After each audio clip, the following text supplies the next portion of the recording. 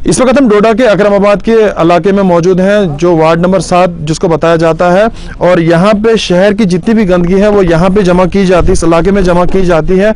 और पहले भी हमने इस खबर को आपको दिखाया था कि यहाँ के लोग कितना ज़्यादा परेशान है। आज फिर से यहाँ पे आए हैं अपनी दिक्कत को लेके, इनसे जानने की कोशिश करेंगे क्या दिक्कत को लेके ये आए हैं, इनसे समझने की थोड़ा सा बताएं। जिस तरह से पहले भी आप मीडिया के सामने आए थे, आज फिर से आपको मीडिया के सामने आना पड़ा, पूरी वजह क्या है, थोड़ा सा बताएं क्या दिक्कत है। देखो जी, हम आपके चैनल का शुक्रिया अदा करते हैं। आपको हमने जब भी फ़ोन किया तब आप आए। इन्होंने 2011 में बोला था यहाँ पे कि हम यहाँ पे ट्रक अड्डा बना रहे हैं। यहाँ जब हम खेलने आते थे, यहाँ छोटा सा ग्राउंड था, तो इन्होंने कहा यहाँ पे कोई नहीं खेलेगा, कुछ नहीं, यहाँ पे हम ट्रक अड्डा बना रहे हैं। यहाँ काम भी शुरू हुआ। जब यहाँ पे काम शुरू हुआ तो इन्होंने काफ़ी दीवारें शिवारें दी, तो अच्छा दीवारें दी, हमने सोचा अब इसको प्लान करेंगे, यहाँ पे अड्डा बनेगा, नंबर प्लेट लगी है, सब कुछ। तो हमें तब जाके पता लगा जब इन्होंने वो बहुत बड़ा खड्डा खोदा यहाँ पे गंदगी के लिए, पूरी सिटी की गंदगी इन्होंने लाई यहाँ पे जमा कर दी। हमने काफ़ी बार यहाँ पे प्रोटेस्ट किया, चक्का जाम किया, लेकिन कोई सुनवाई नहीं हुई। जो भी डीसी आया तो उन्होंने आगे तहसीलदार साहब को भेजा, जाओ जी उधर देखो, वहाँ चक्का जाम लगा है, उनको लाओ इधर, देखते बात करेंगे उनके साथ। जब भी हम तहसीलदार साहब के पास बात करने के लिए गए, वहाँ खिलाफ वर्जी इंस्पेक्टर सबसे पहले होता है अपनी फाइल लेके, देखो जी ये खाद फैक्ट्री है। और भाई अगर खाद फैक्ट्री है तो कागजों में इसको खाद फैक्ट्री चला रहा है, लेकिन यहाँ आपने देखा, खुद देखा कि जितनी भी सिटी की गंद है, मैं कहता हूँ कि शायद ये फुलडोडा से भी लाते होंगे। यहीं कहाँ से आती है, दिन भर 10-15 गाड़ियाँ आती है, यहाँ पे गंदगी जमा करते हैं। अच्छा, कोरोना की सबसे बड़ी बीमारी आई तो इन्होंने उस बार भी, उस टाइम भी नहीं देखा। आए थोड़ा बहुत बोलता, हमने जी इसको सैनिटाइज किया, वो किया, ये किया, हमने उसमें भी प्रोटेस्ट किया, लॉकडाउन में भी किया। तो उसके बाद आप देखो जी, हॉस्पिटल की जितनी भी गंद निकलती है इसके टेंडर होते हैं। अब हॉस्पिटल का इस गंदगी का खड़पेंच कौन है उसका तो हमें कोई पता नहीं है। हम डीसी साहब से गुजारिश करते हैं कि उसको पकड़े, उससे पूछे, उसको और कोई जगह नहीं मिलती। अगर बाजार का कचरा था यहाँ पे जमा, बाजार का ही कचरा लाते, अब ये हॉस्पिटल का कचरा भी यहाँ पे लाते हैं और यहीं पे जमा कर देते हैं। गाड़ियों की गाड़ियाँ आती है, लेकिन सुनता कोई नहीं है। अब हमें उम्मीद है, हमारे सोर्सेज ने हमें ये बताया कि जो हॉस्पिटल की गंद निकलती है उसके बाकायदा टेंडर होते हैं, साल के टेंडर होते हैं, उसको यहाँ से लेके बाहर कहीं लिया जाता है। मगर हमने देखा कि जिस तरह से आपने भी बताया कि यहाँ पे हॉस्पिटल की गंदगी लाई जाती है, तो इस हवाले से क्या बताना चाहोगे, कितनी बड़ी परेशानी आपके लिए है? इसका सामना तो पूरी बस्ती कर रही है, बस्ती को भुगतना पड़ता है, पूरी बस्ती बीमार है, लेकिन अब कौन सुनेगा। अब हमें उम्मीद है इसी डीसी साहब की कि ये मत इसको कुछ करेगा, कोई ना कोई कार्रवाई ये करेंगे। इसने तहसीलदार साहब को भी बोला है कि आप इसको फौरन कोई जगह देखें। मैं भी शिविर साहब के साथ गया था 2-3 बार जगह देखने के लिए, हमने जगह देख भी ली है उसके लिए। अब हम डीसी साहब के पास जाएंगे, वो वहाँ पे ले जाएंगे उसको मौके पे, वो उसको क्या करते हैं। अगर ये ट्रक अड्डा यहाँ पे था, आपने देखा दुनिया भर के डंपर हमारे देसा रोड पे खड़े हैं, डंपर हैं, टिप्पर हैं, ट्रक है, उनके लिए कोई जगह ही नहीं है। अगर यहाँ पे 2-3 ऑटो भी आ जाते हैं लाइन के पास, जाम लग जाता है, क्योंकि जगह है नहीं, दोनों तरफ से गाड़ियां लगी हैं, उनको कोई ठिकाना नहीं। हम चाहते हैं कि अगर यहाँ पे ट्रक अड्डा बनाया जाए, ट्रक रखे, बस रखे, जो भी इनको दिल करेगा, ये गवर्नमेंट लैंड है, इसमें हमें कोई लेना देना, लेकिन ये गंदगी यहाँ पे ना डाले, इससे पूरी बस्ती बीमार है। और भी कुछ लोग हैं, आपका नाम क्या है? मेरा नाम मोहम्मद रियाज है। रियाज जी, क्या बताना चाहोगे जिस तरह से दिक्कतों का सामना आपको करना पड़ रहा है? पहले भी आप मीडिया के सामने आए थे, आज भी आना पड़ा, क्या बताना चाहोगे? हमने इस गंद के बारे में जो है बार बार प्रोटेस्ट किया और बार बार हमने चक्का जाम किया। जब लॉकडाउन शुरू हुआ है, लॉकडाउन के अंदर भी हमने चक्का जाम किया अपनी बस्ती के अंदर, क्योंकि उस टाइम जो है बहुत ज़्यादा दिक्कत आ रही थी, बहुत ज़्यादा जो है कोरोना फैला हुआ था, तो कोरोना की वजह से काफ़ी जूझना पड़ रहा था। तो उस टाइम हमने प्रोटेस्ट किया, लॉकडाउन किया, पुलिस आई, खुद जो है यहाँ के तहसीलदार साहब आए, उन्होंने हमें शुरू में धमकाया उमकाया, आप लोग जो है लॉकडाउन में क्या कर रहे हो। तो हमने कहा लॉकडाउन हो रहा है, कोरोना है, आप देखो यहाँ की हालत क्या है, पूरी बस्ती बीमार है, बीमारी की शिकार है, और आप क्या, कोरोना है, कोरोना। हम अपने बस्ती को, अपने बस्ती वालों को, बुजुर्गों और बच्चों को बचाना चाहते हैं इस बीमारी से, और आप पूरे शहर की गंद लाके इस बीमारी को और उबार रहे हो, तरक्की दे रहे हो। तो उस टाइम जो है तहसीलदार साहब ने 5-6 लोगों को वहाँ तहसील में लिया, वहाँ पर बिठाया। इस तरह से आपने बताया कि इलाके के अंदर बीमारी फैलने का खतरा है। स्वच्छ भारत अभियान, बड़े बड़े फोटो सेशन किए जाते हैं, बड़ी बड़ी रैलियां निकाली जाती हैं, वो क्या सिर्फ फोटो सेशन के लिए वो किया जाता है? वो तो सिर्फ दिखाने के लिए कर रहे हैं कि भाई स्वच्छ भारत हो रहा है, लेकिन आप देखें खुद अगर डीसी साहब आए यहाँ पर, देखे कई बार डीसी साहब ने आकर देख भी लिया और उन्होंने कहा भी इसको जो है शिफ्ट करो दूसरी जगह, लेकिन ये फिर जो पूरे शहर की गंद ला लाकर इस पे यहाँ डाल रहे हैं। अब तो हॉस्पिटल की गंद भी यहाँ पर लाई जा रही है, वो भी डाल रहे हैं। और जानवर जो भी शहर का जो भी जानवर कहीं कुत्ता बिल्ली जो भी मर जाए और जो जानवरों की खाले हैं वो सारी लाकर यहाँ पर डाल देते हैं। और यहाँ पर जो है दिन ब दिन बदबू फैलती जाती है। और जो है कभी कभी जो है बीच में ये अपनी गाड़ी जेसीपी लाते हैं, उससे जो है इस गंद को उलट पलट कर देते हैं, उससे पूरी बस्ती के अंदर बदबू फैलती है। और जो है आपका नाम क्या है? रहमतुल्लाह। रहमत जी, थोड़ा सा बताएं, जिस तरह से हमने पहले भी एक गाय देखी थी यहाँ पे लाई थी, हमने उसकी खबर भी की थी, आज फिर से आपने बुलाया हमें, थोड़ा सा दिक्कत को बताएं, किस तरह की दिक्कत आ देखो रही आप है? वसीम जी, आपका बहुत बहुत शुक्रिया। जब भी हमने आपको मदऊ किया आप आए, सबसे पहले आपका बहुत शुक्रिया। आप देखते हैं कि वक्तन फ़वक्तन हमने आपके सामने ये अपना जो कंसर्न है हमने आपके सामने लाया कि किस तरह से ज़्यादती है और एडमिनिस्ट्रेशन किस तरह जो है फेलियर ऑफ एडमिनिस्ट्रेशन है, ये सीरियस नहीं है। आप देखिए medical waste, biological waste, household waste, सारी सिटी का जितना भी वेस्ट है यहाँ पे आके ओपन प्लेस पे, ना कोई साइंटिफिक क्या कहते हैं अप्रोच है कि पिट्स बना के इनक्लोज करेंगे। आप देखेंगे जो गाड़ियाँ डिफरेंट वार्ड से यहाँ डंप साइट पे आती हैं, ये ट्रक टर्मिनल है, ट्रक टर्मिनल के नाम पे यहाँ डंप साइट बना दी है, म्युनिसिपल डंप साइट, लेकिन इन रिकॉर्ड ये डंप साइट नहीं है। और बीच में कहते हैं कि नहीं हमने फर्टिलाइजर ये पॉइंट बनाया कि यहाँ फर्टिलाइजर्स और मैन्योर्स बनेंगे और यहाँ से सप्लाई बाहर होगी, ये कोई बाहर की कंपनी है। और उसके बाद देखते हैं आपकी उस सारी कंपनियों का जनाजा निकला और यहाँ पे आके इन्होंने सारी शहर की गंद लाते हैं। और आप देखते हैं कि वो जो म्युनिसिपलिटी की गाड़ियाँ हैं जब वो गंद लाते हैं उनमें 20-30% जो है वेस्ट जो है वो रास्तों में गिर जाता है। उसमें हॉस्पिटल का आपका बायोमेडिकल वेस्ट है, आप देख रहे हैं अभी भी हमने एक गाड़ी पकड़ी और खून निकल रहा था। ब्लड बैंक का सारा जितना भी वेस्ट है वो है, बाकी जो सिजेरियंस हैं, एक्सपेरिमेंट्स हैं, डिस्पेंसरीज हैं, नर्सिंग होम का जो भी वेस्ट है वो आप वार्ड नंबर 7 में डाल रहे हैं। तो सरासर जुल्म और ज्यादती है। हमने एडमिनिस्ट्रेशन को पहले भी इंटीमेट किया, बार बार इंटीमेट कर रहे हैं। अक्सर हम देखते हैं कि ये जो गंदगी यहाँ पे लाई जाती है, इसको आग लगाई जाती है और पूरे शहर के अंदर इसका धुआं जो है चलता है। क्या पोल्यूशन कंट्रोल डिपार्टमेंट जो यहाँ पे है वो कभी यहाँ पे आया?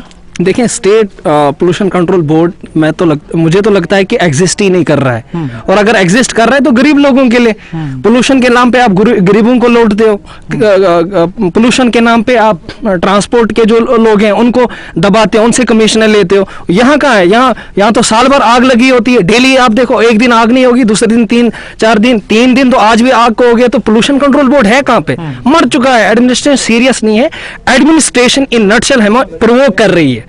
हम बिल्कुल सब्र का मुजाहिरा कर रहे हैं। हमने बार बार एडमिनिस्ट्रेशन से कहा कि आप देखें, नजरसानी करें, तो प्रोवोक ना करें। अब हम लास्ट अल्टीमेटम देते हैं डीसी साहब को कि आप देखें और नजरसानी करें। बहुत बहुत शुक्रिया हमसे बात करने के लिए। साफ तौर पे देखा आपने किस तरह से लोग जो हैं परेशान होकर यहाँ पे आ रहे हैं। और ये तस्वीर आप देख लीजिए, ट्रक टर्मिनल इसको नाम दिया गया है, बाज़ाब्ता इसका फाउंडेशन स्टोन रखा गया है। जनाब उमर अब्दुल्ला ने इसकी इनॉग्रेशन की है, उन्होंने यहाँ पे इसकी इनॉग्रेशन की है, मगर उसके बाद जो है गंदगी के अंबार यहाँ पे लाए गए।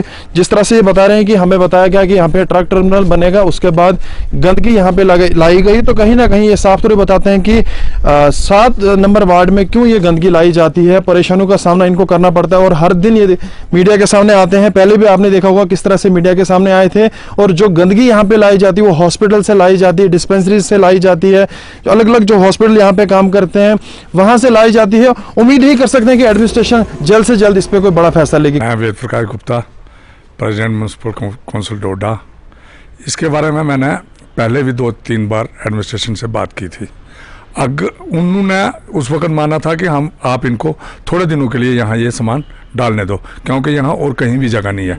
जो हमारा वो सॉल्ट वेस्ट है वो भी जब वो बना था तब तो वहाँ कोई बस्ती नहीं थी, अब वहाँ बस्ती है। हमें भी एहसास है इस चीज़ का कि लोग वहाँ सफ़र कर रहे हैं, लेकिन इसके लिए हमने डीसी साहब से बात की है। डीसी साहब ने कहा कि आपको और कहीं अल्टरनेट जगह दिखा देंगे। लेकिन अगर आज इन्होंने, जैसे आप बोल रहे हो कि इन्होंने वहाँ जितना भी हॉस्पिटल का गंद है जो भी है वहाँ डाल रहे हैं, लेकिन हमारे साथ इनकी कमिटमेंट थी कि सर्जिकल जो गंद आता है वो हम कोई NGO है वो सांबा का वो ले जाता है और बाकी जितना भी गंद है वो आप उठा लिया करो। अगर ऐसा इन्होंने गलती से डाला भी होगा या ऐसा किया होगा तो हम इनके खिलाफ एक्शन लेंगे। हम प्रिंसिपल मेडिकल कॉलेज और सुप्रिटेंडेंट से बात करेंगे कि ऐसा क्यों हो रहा है।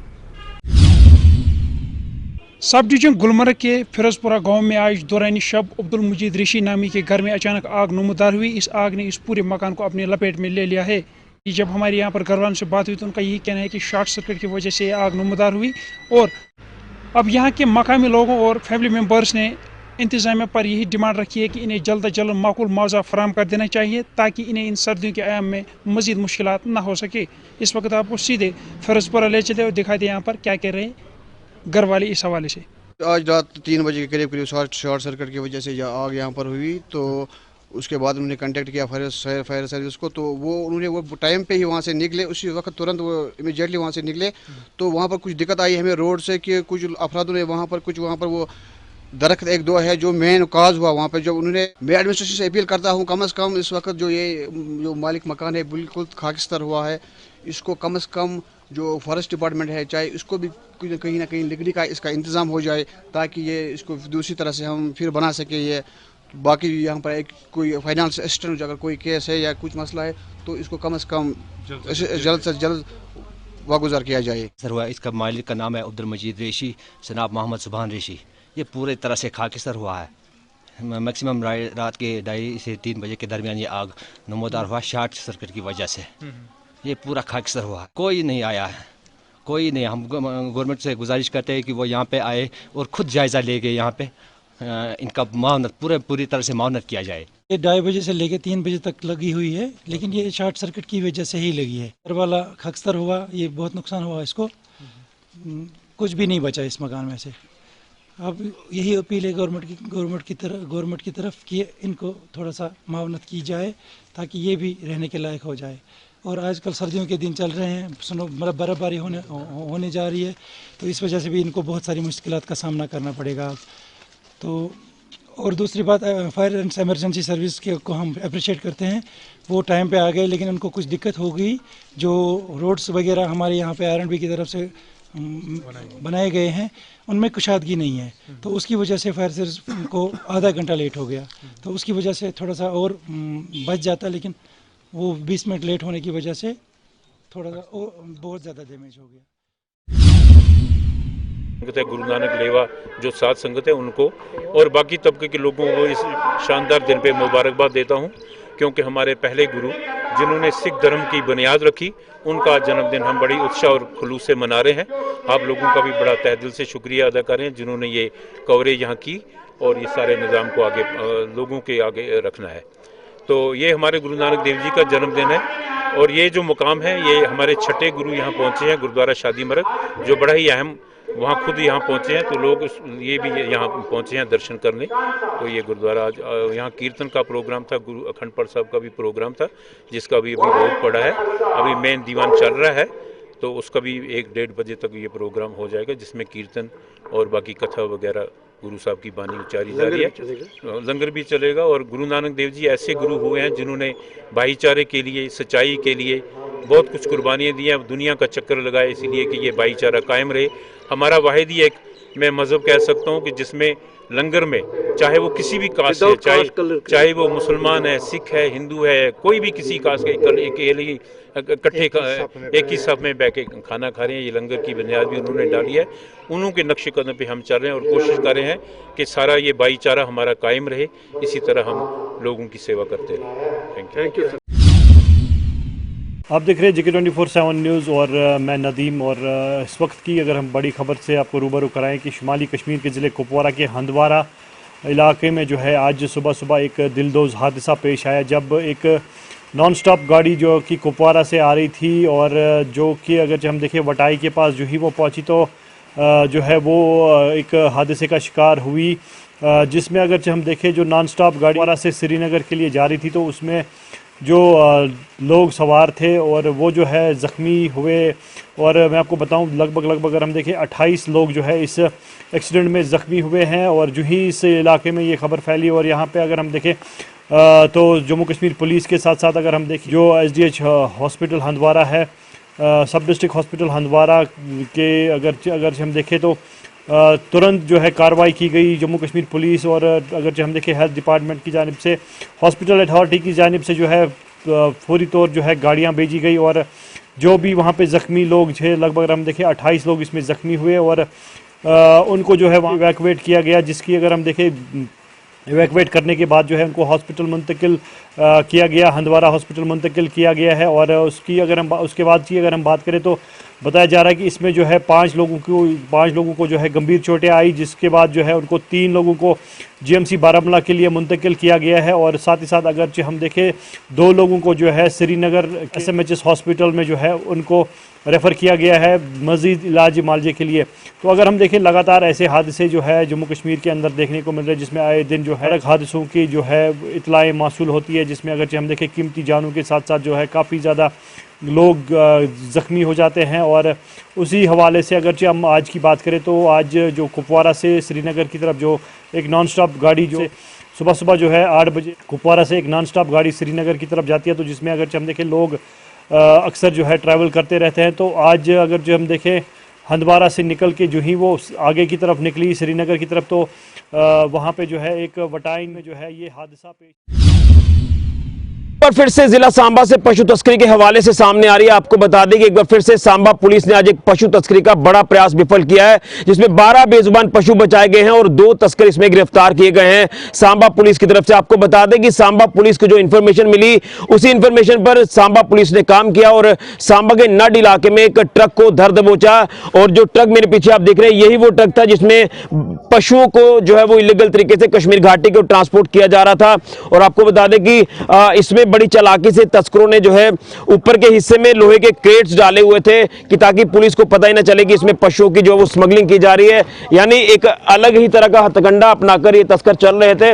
लेकिन नीचे ट्रक के अंदर जो है वो 12 बेजुबान पशु, जिनको काफी क्रूअल मैनर में बांधा हुआ था, ब्रूटली तरीके से बांधा हुआ था और उन्हें कश्मीर घाटी को ट्रांसपोर्ट किया जा रहा था। लेकिन आपको बताते चले ये जो ट्रक का हिस्सा आप देख रहे हैं, इसके मैं अलग अलग हिस्से आपको दिखाना चाहता हूं। जैसे मैंने आपको बताया कि ऊपर के हिस्से में क्रेट्स डाले हुए थे। देखिए ऊपर के हिस्से में देखिए फट्टे वगैरह डाले ऊपर क्रेट से, और इनका यही एक शातिर दिमाग काम कर रहा होगा कि अगर नाका पॉइंट पर कोई पुलिस वाले गाड़ी रोकेंगे तो वो ऊपर से देखेंगे कि इसमें लोहे के क्रेट्स हैं तो इस गाड़ी को जाने दिया जाए। लेकिन इसके अंदर जो है ये पूरा घिनौना काम इनकी तरफ से किया गया। रेत आप देख रहे हैं कि किस तरह से डाली हुई है, यहाँ पर फट्टे पड़े हुए हैं और इसी के अंदर 12 बेजुबान पशु थे जिनको यहाँ से ट्रांसपोर्ट कश्मीर घाटी को किया जा रहा था। हालांकि ये हो सकता है कि ट्रक देश के किसी अन्य हिस्से से आया हो, हालांकि जम्मू नंबर ये ट्रक है। लेकिन देखिए एक तस्कर बताया जा रहा है कि इसमें जो है वो शामिल होता है 17 माइल जो जिला सांबा का इलाका है और वहां से ये ट्रक जो वो होता हुआ सांबा से होते हुए ये मानसर की तरफ से कश्मीर घाटी को जा रहा था और नड इलाके में इसको पकड़ा गया ट्रक को। JK02AP8887 ये ट्रक का नंबर है। और इसमें बताते चले कि 2 जो तस्कर इसमें गिरफ्तार किए गए हैं, इसमें याकूब हुसैन है और एक मोहम्मद मुश्ताक, ये 2 जो तस्कर हैं ये गिरफ्तार किए हैं, जिसमें एक रियासी से ताल्लुक रखता है और एक पुंछ से ताल्लुक रखता है। मेरे पीछे की तस्वीरें आप देख सकते हैं, ये पुलिस की कस्टडी में है और अब पुलिस इनको जो है पुलिस स्टेशन लेकर जा रही है। 188 IPC धारा के तहत पुलिस ने मामला दर्ज किया और जिस तरह से नड इलाके में ये तस्करी का प्रयास विफल किया गया और वहां से जो पशुओं को रेस्क्यू किया गया उनको अब रेस्क्यू कर सांबा में एक सेफर प्लेस पर रखा गया है। और अब ये जो तस्कर हैं ये पुलिस की कस्टडी में है और ट्रक भी सीज है। और अब देखना यह है कि आगे क्या कुछ इनके ऊपर और सख्त कार्रवाई की जाती है, क्योंकि इसमें कार्रवाई करना काफी ज्यादा जरूरी है। लगातार इस तरह की इलीगल एक्टिविटीज हमें देखने को मिल रही है और कोई ऐसा दिन खाली नहीं जाता जब तस्करी के प्रयास हमें देखने को नहीं मिलते, चाहे वो नशा तस्करी हो या फिर पशु तस्करी हो। ये बेखौफ होकर इलीगल तरीके से ये तमाम एक्टिविटीज को अंजाम दे रहे हैं, लेकिन मुझे लगता है कि अब इनके ऊपर लगाम लगाना काफी जरूरी है। इनको जल्द से जल्द एक्सपोज किया जाए और ये एक्सपोज हो भी रहे हैं। ये बड़ी जानकारी पशु तस्करी के हवाले से सांबा से सामने आ रही है कि एक बार फिर से सांबा पुलिस ने पशु तस्करी का एक बड़ा प्रयास विफल किया है। 2 तस्करों को गिरफ्तार किया है और 12 पशुओं को इसमें रेस्क्यू किया गया है और जम्मू नंबर ट्रक जो आप देख रहे हैं वो सीज है। 188 IPC धारा के तहत पुलिस ने मामला दर्ज कर आगे कार्रवाई शुरू कर दी है। फिलहाल के लिए कैमरामैन राहुल के साथ ऋषि खजुरिया, जो 24/7 न्यूज के लिए।